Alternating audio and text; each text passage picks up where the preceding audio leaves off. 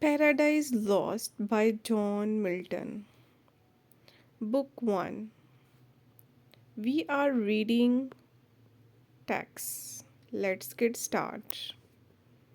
Of man's first disobedience and the fruit of that forbidden tree, whose mortar taste brought death into the world, and all over woo. Restore us and regain the blissful seat. Man's fall stated innovation's prayer to the muse, to the Holy Spirit.